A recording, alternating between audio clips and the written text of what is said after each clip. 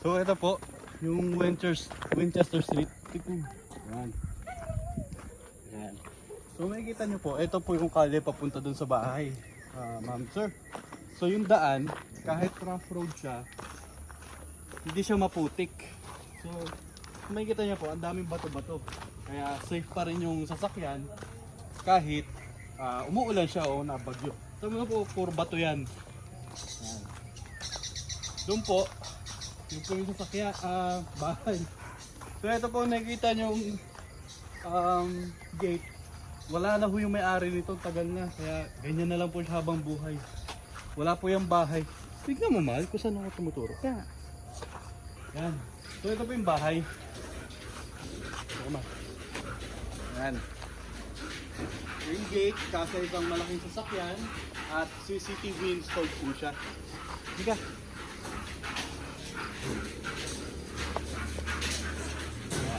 So ito po yung garage. And pag tingin nyo po doon, makikita nyo po yung garden area. Yan, garden area po yan. Mga bakal po yan to make sure na safe kayo dito. Okay, pasok po tayo. So, dito naman po, ito po yung main sala.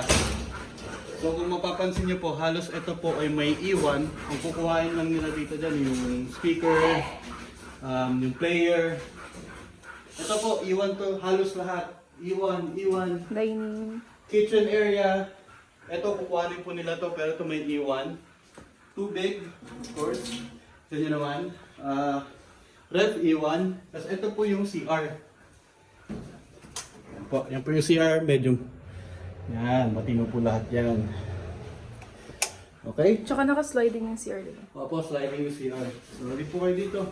Ito naman po yung isang kwarto dito sa main floor. So, ito po siya, cabinet, and yung view, electric fan. Lahat po to halos kasama na po kasi built-in po siya. Built-in siya, so halos kasama na po siya lahat. So, dito naman po tayo. Dito pala. Ito po pala si Ate Edna, siya po yung nag-aalaga dito sa bahay. So dito po ay ang tinatawag naming veranda. So dito po pwede kayo magsampay. Halos lahat pwede nyo gawin dito para tanaw nyo po yung nasa labas. Yan po yung view niya. Okay? So kung gusto nyo naman po Nalagasan yung ano dyan, area dyan. sige, yan po yung area po niya sa gilid. May gate po yan. Tara, bababa tayo dyan. Dito naman po tayo sa taas. Medyo malaki po yung space nito. Kita nyo po, ang laki ng tao. Kasya ako sa daanan. Yan. So ito po yung ating rooftop. So makikita nyo po may dalawang tangke ng tubig. 1, 2. Tsaka meron po tayong pressurized water. Yan. To make sure na hindi kayo maubusan ng tubig. Ito, kubo, kasama po ito. Lahat po na nakikita nyo dito kasama kasi nakafix po yan dyan. Hindi man nakafix pero yun nga. Yan po yung view. Yan sa baba. Yan. Tapos dito po sila kasi nagsasampay. Dito po nagsasampay sila. Kasi maganda dito, may araw. So, di po ito na tawag dito, nagkakaroon ng baha kasi may mga butas po yung corners nila. To make sure na yung tubig doon po nawawala. Yung pa po yung isa niyang butas. Ito, huwag po kayo mag-alala. Naka-on po yung tubig, umapaw kaya may basa. Okay, dito, paba tayo ulit. Konting steps lang naman po ito kaya siguradong hindi kayo mapapagod. Saka dito po hindi po nababaha kasi may butas din. Dito kayo, baba po tayo sa isa pang floor ng bahay. Ito po yung hagdanan, hindi siya steep. Naka-chandelier. Sakto lang siya, hindi siya yung sobrang ganun na hagdanan.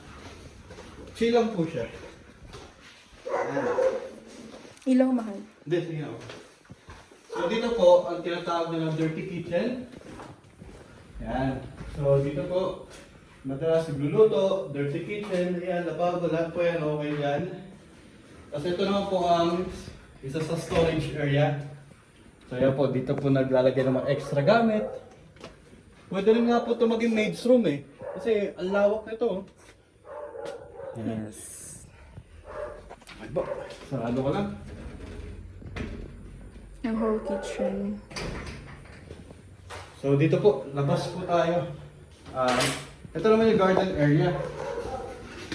Wala ba kasyo? Wala pa siya. So dito po, kung mapapansin nyo, medyo... Hindi mo video. Ako. Medyo malawak din po siya. Kung gusto nyo magka-swimming pool, pwede po dyan. Ayan, yun po yung dingding ng lote. Kita nyo po dito, puro garden po yan. Kasi mahilig po sila mag-garden dito. Lalo, sigurado po, mahilig din po kayo mag-garden. Kung isipin nyo po yung maximum space dito sa gilid. Ito yung kaso nila. Oh. Ito po. Yan, pasok po tayo dito. Isa rin po another garden area. Isa yun po yung lawak ng lugar. Kung gusto niyo po talaga ng malaking swimming pool, ito po, tignan niyo po kung gaano kalaki. Yan po yung dingding. Ito po yung max na space po ng extra lote ng bahay. Ang house and lot. So ayan po, nakalat lang. Pero ayan po, sobrang lawak po niyan. Kasya siguro isang malaking swimming pool dito kung gusto niyo po magka-swimming pool talaga. And yan po, isang bahay. Wala po kayong dapat problemahin dyan kasi wala po nakatira dyan. Caretaker lang po. Pero parang tuwing weekend lang yata nandyan, isang tao lang. So halos wala pong tao yun talaga. So sariling peace nyo lang po yun nandito. So yan po yung dingding. Tama, puro garden. Yan. May mga puno ng saging. Tapos yan. Sa second So, part. pag naulan naman po dito, wala po kayong dapat ikabahala na baha o tubig na ipon kasi meron pong drainage tong bahay na to na papunta po sa pababa, palabas ng lote. So, we have to make sure na hindi po talaga dito nababa kahit anong lakas ng bagyo. So, ito po, mahilig sila sa aso. Ayan. So, dito, ito po yung extra terrace nila pag sa likod. And dito naman. Yan, extra space po dito. Extra lot kung ano pong gusto nyong gawin dyan.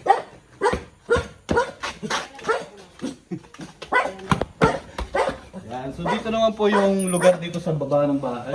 Ito yung CR. Yan. Okay. Naka-ian naman yun. Tapos, ito po yung salas.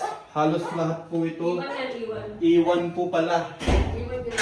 Kung gusto nyo po mag-relax dito sa baba, tapos lagyan nyo na ng TV dyan, okay na yan.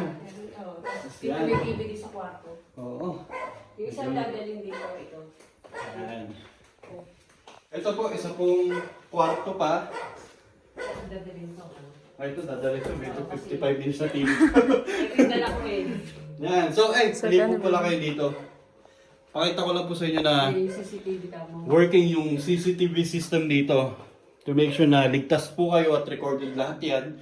At wala naman po talagang masamang nag-ano dito. Yan. Ito po yung view niya. Ayan, lagyan mo. Yan. Yung view. Yan. Tsaka built-in din yung... Built-in yung mga cabinet Cabinets. at iwan yan. Tapos ito po yung isa pang kwarto. Yung mga guest po kayo o anak na Bisita. maliliit. Ito po, pwede rin po ito. Yan. Ito yung view niya. Yan. Tapos ito po yung kama, tapos mga extra bed. Yan. Ito po yung ito po yung pangatlong kwarto ng bahay na to. So, 1, 2, 3. 3 bedroom po. Tapos dito sa ilalim ng hagdan is another storage area po. Yan. Pwede kayo maglagay ng mga gamit nyo dyan. I'm pretty sure na madami kayong lalagay dyan. So, yun lang po, no? So, dito, so, yun lang po. Total lot is 375 square meter and yung floor area po ay 320 square meter. So when it comes to the papers po, wala po kayo dapat problemahin kasi updated po yung papers niya. Original title on hand. And ano pa ba? Tax. Updated po lahat ng mga tax na amilyar ng bahay na to. Kasi, yun. Ano pa ba? Yung sa garage. Sa garage. Hindi, okay na sa'yo. Sa garage. Kasya po doon isang malaking sasakyan. Tutulungan ko po kayo pag uwi niyo po dito pagkuha ng sasakyan po na fit para sa inyo. Ano pa ba? Explain ko. Halos lahat ng gamit kasama. Wi-Fi po. Ready po dito ang Wi-Fi. Ilang araw lang po. High-speed internet na ang pwedeng kabit dito sa inyo. Ang ngayon po nakakabit dito is parang PLDT. Ano na siya? DSL. So, aside from that, CCTV, tubig, kuryente. Yung kuryente po dito sa subdivision, hindi po siya mahal. Kaya compare sa mga Manila ng rates yata, nasa 26 kilowatts per hour, no? Dito po parang, nasa ilang kilowatts per hour dito? 11 lang, no? Parang ganun lang. Tamo, 11 pesos per kilowatts. Lahat ako naman 900 lang ako lahat gano'n. Yun, kita nyo yun. Per month. Isang tao, 900 naman na sa Meralco. Mababa po ang consume. Tapos, tubig Tubig ang... dito 100 lang. Yun, tubig, 100 piso lang. Tsaka, dito po, hindi po nawawala ng tubig dito. Kasi yun nga po, kita nyo naman sa taas, dalawang reserve water tank at pressurized po yung motor. So talagang malakas po yung tubig dito. Hindi nyo kailangan parang tulo lang yung tubig. So, aside from that, yan. So for renovation naman po, it all just depends on you based on your own Preference. preference. Kung gusto nyo magka-swimming pool sa likod or gusto nyo ng Ibahin ang kulay. gardening or ibahin ng kulay, wala po kayo dapat yung problemahin kasi tutulungan ko kayo dyan. Personally po, kasama nyo po ako sa papaayos po ng bahay na to based on your own liking and based on your own budget po. So, aside from that, ano pa ba? If may question na lang. Ayun po, price po, syempre, 7.5 million po yung nasa posted, pero gaya nga po ng sabi nyo, no? You are okay with 7 million. So, in regards po sa pricing talaga, just like we've discussed, okay naman po si Tita sa 7 million. It's just that, ano na lang natin ngayon yung mga taxes. And of course, we will continue to work on it pag pag nandito na ho kayo or the right time. So yeah, that's it for me. Once again, my name is Jeff and ito po yung house and lot ng Tita na binibenta ko lang. Thank you!